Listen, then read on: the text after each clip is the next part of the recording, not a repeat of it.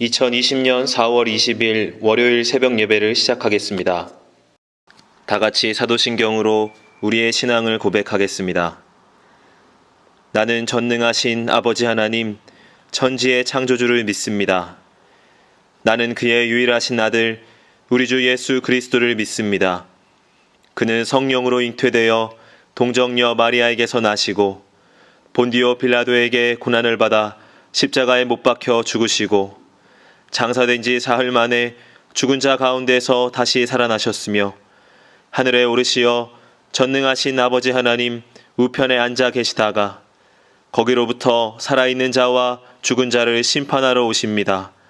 나는 성령을 믿으며 거룩한 공교회와 성도의 교제와 죄를 용서받는 것과 몸의 부활과 영생을 믿습니다. 아멘. 다 함께 찬송가 429장을 부르시겠습니다.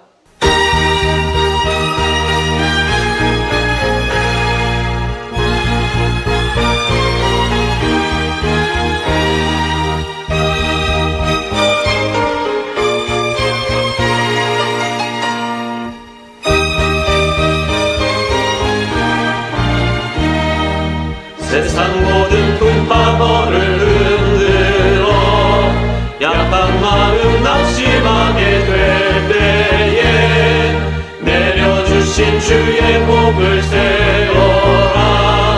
주의 크신 복을 내가 알리라. 하는 복을 세어보아라. 크신 복을 내가 알리라.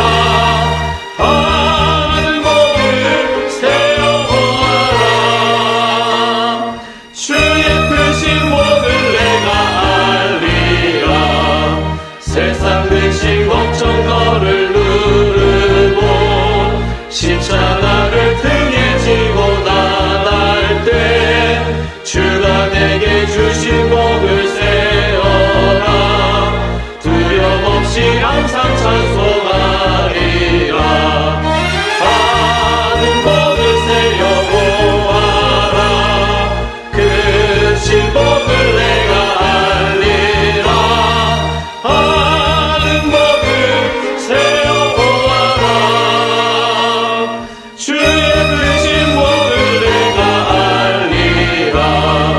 세상 권세 너의 앞길 막을 때 주만 믿고 낙심하지 말아라. 천사들이 너를 보호하리니 염려 없이 앞만 보고 나가라. 받은 복을 세어보아라. 크신 복을 내가 알리라.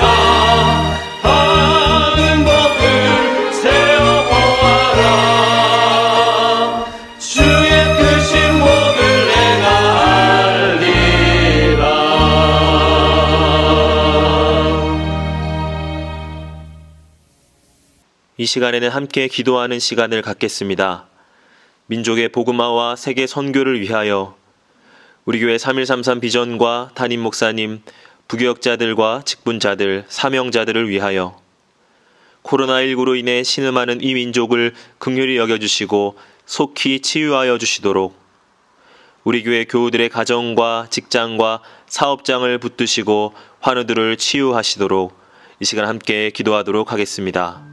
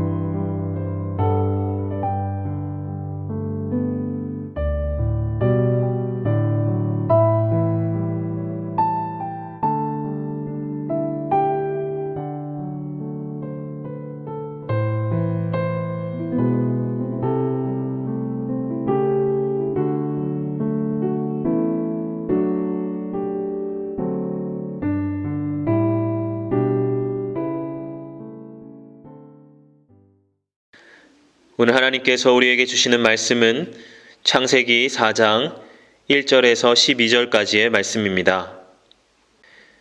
아담이 그의 아내 하와와 동침하매 하와가 임신하여 가인을 낳고 이르되 내가 여호와로 말미암아 득남하였다 하니라.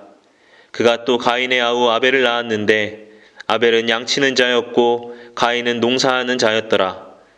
세월이 지난 후에 가인은 땅의 소산으로 제물을 삼아 여호와께 드렸고 아벨은 자기도 양의 첫 새끼와 그 기름으로 드렸더니 여호와께서 아벨과 그의 제물은 받으셨으나 가인과 그의 제물은 받지 아니하신지라. 가인이 몹시 분하여 안색이 변하니 여호와께서 가인에게 이르시되 내가 분하여 함은 어찌 됨이며 안색이 변함은 어찌 됨이냐. 내가 선을 행하면 어찌 낯을 들지 못하겠느냐. 선을 행하지 아니하면 죄가 문에 엎드려 있느니라. 죄가 너를 원하나 너는 죄를 다스릴지니라. 가인이 그의 아우 아벨에게 말하고 그들이 들에 있을 때에 가인이 그의 아우 아벨을 쳐 죽이니라. 여호와께서 가인에게 이르시되 내 아우 아벨이 어디 있느냐. 그가 이르되 내가 알지 못하나이다. 내가 내 아우를 지키는 자니이까. 이르시되 내가 무엇을 하였느냐. 내 아우의 핏소리가 땅에서부터 내게 호소하느니라. 땅이 그 입을 벌려 내 손에서부터 내 아우의 피를 받았은즉 내가 땅에서 저주를 받으리니 내가 밭을 갈아도 땅이 다시는 그 효력을 내게 주지 아니할 것이요 너는 땅에서 피하며 유리하는 자가 되리라. 아멘.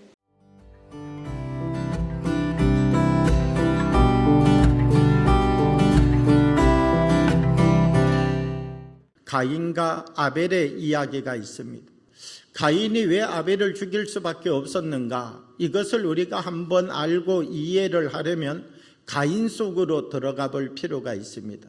사실 가인이 아벨을 죽이는 데까지는 한순간 죽였다고 생각하지 않습니다. 아마 가인은 아벨을 죽이기에 앞서서 자기 마음속에 일어나고 있는 이 자기의 내면에 일어나고 있는 많은 생각들을 제대로 정리해내는 것조차 힘들었을 것이다 라고 하는 것이죠. 그런데 중요한 것은 무엇이냐라고 하면 우리가 얼마나 많은 생각을 하느냐, 이것이 중요한 것이 아니라 우리가 얼마나 바른 생각을 하고 있느냐가 중요하다는 것이죠. 오늘 보게 되면 가인은 아벨을 죽이게 되는데요, 이 아벨을 죽이게 되는 이유가 어디에 있느냐라고 하면 창세기 4장 4절과 5절의 말씀을 읽어보면 거기에 그 배경이 되어지는 원인이 나오고 있습니다. 아벨은 자기도 양의 첫 새끼와 그 기름을 드렸더니 여호와께서 아벨과 그의 제사를 받으셨으나 가인과 그의 제물은 받지 아니하신지라.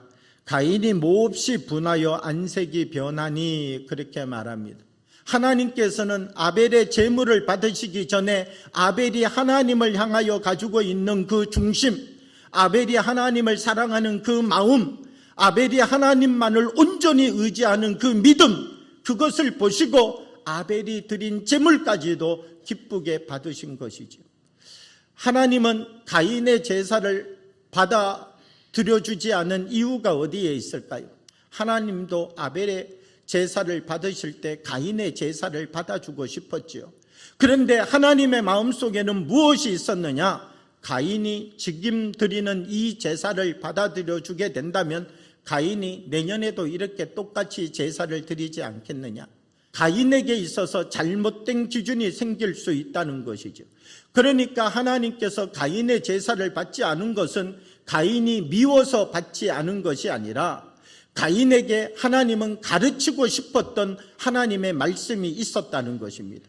무엇을 가르치고 싶었느냐라고 하면 너도 나에게 다른 제사를 드려라. 가인을 고쳐주고자 하셨던 그 마음이 가인의 제사를 받지 않았던 사건 속에 함께 들어져 있음을 우리는 보아야 된다라고 하는 것이죠. 내가 어떤 일을 하다가 여기가 막혀지게 되었을 때 하나님 왜 막습니까? 라고 말하는 것이 아니라 그 안에 담겨져 있는 하나님의 뜻을 알고 하나님의 마음을 알고 하나님께서 이것을 통하여서 무엇을 말씀하고자 하시는지 주의 음성을 들어갈 수 있는 마음을 갖는 사람이 되어야 되는 것이죠.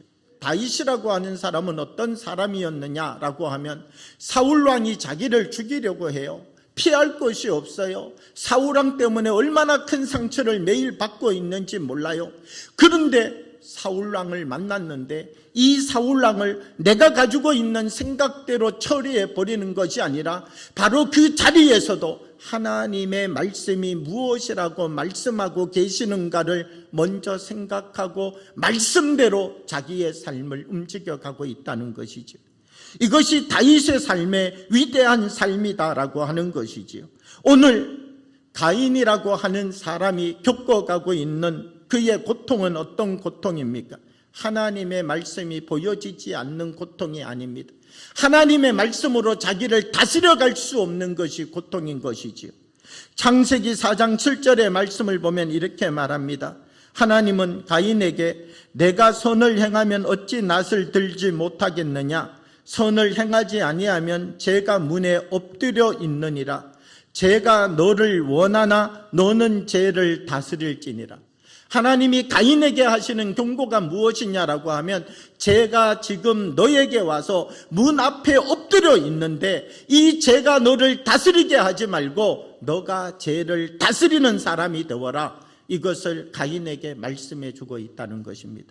그의 속에 믿음이 없고 기도가 없고 신앙이 없고 찬양이 없었던 것이 아니라 불같이 일어나는 그 힘, 불같이 솟아오르는 분노의 죄의 생각을 다스려낼 수 있는 힘이 그에게 없었던 것, 그것이 바로 그의 믿음과 신앙을 넘어뜨린 결과를 만들어 오고 말았다라고 하는 것입니다. 말씀대로 살아가는 은혜의 힘이 우리 가운데 있어야 한다는 것입니다. 죄가 우리를 다스리는 것이 아니라 우리가 죄를 다스려가는 힘을 갖게 될 때 하나님이 주시는 열매를 맺어가게 된다라고 하는 것이지요. 사랑하는 여러분, 우리의 삶을 통하여서 언제나 하나님이 우리에게 주시는 말씀 안에서 주의 사람으로 살아가는 은혜가 임하기를 원합니다. 주신 말씀을 생각하며 잠시 묵상으로 기도하겠습니다.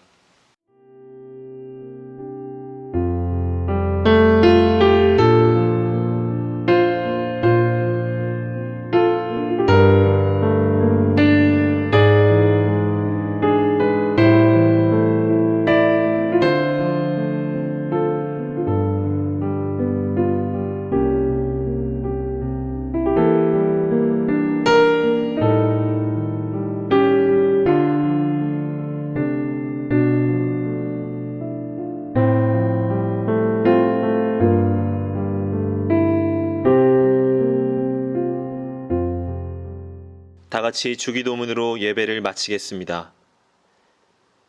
하늘에 계신 우리 아버지, 아버지의 이름을 거룩하게 하시며 아버지의 나라가 오게 하시며 아버지의 뜻이 하늘에서와 같이 땅에서도 이루어지게 하소서. 오늘 우리에게 일용할 양식을 주시고 우리가 우리에게 잘못한 사람을 용서하여 준 것 같이 우리의 죄를 용서하여 주시고 우리를 시험에 빠지지 않게 하시고 악에서 구하소서. 나라와 권능과 영광이 영원히 아버지의 것입니다. 아멘.